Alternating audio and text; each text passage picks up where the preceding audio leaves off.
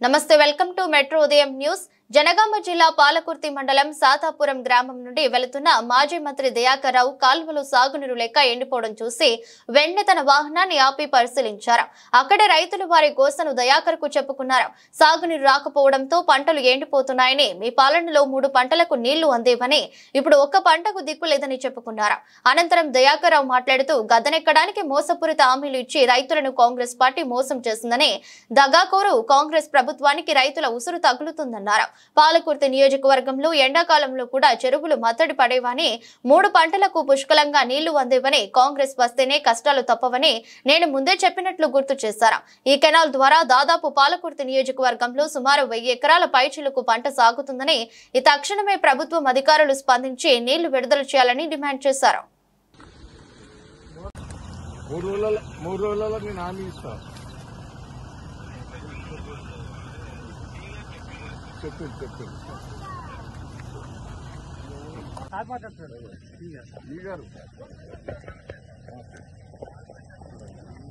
అదే నేను సి గారు ఎస్సీ గారితో మాట్లాడితే ఈ 3 రోజులలో ఈ గన్పూర్ రిజర్వాయర్ నుంచి నీళ్లు వదిలిపెట్టని చెప్పిండు।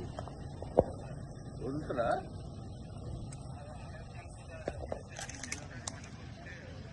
నాకైతే 3 డేస్లలో నీళ్లు వదిలిపెడతా అని చెప్పిండు। ఓకేనా?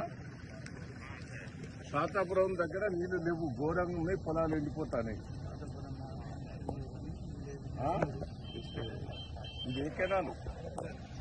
4 వేలు। 3 రోజులలో నేను హామీ ఇస్తా। చెప్పిండు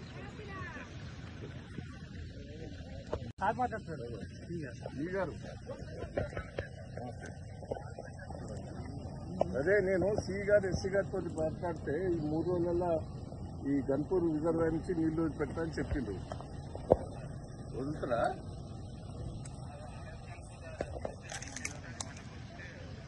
నాకైతే 3 డేస్లలో నీళ్లు వదిలిపెడతా అని చెప్పిండు। ఓకేనా? సాతాపురం దగ్గర నీళ్లు లేవు, ఘోరంగా ఉన్నాయి, పొలాలు ఎండిపోతాయి। ఇది ఏ కెనాలు? 4 వేలు। 3 రోజులలో నేను హామీ ఇస్తా। చెప్పిండు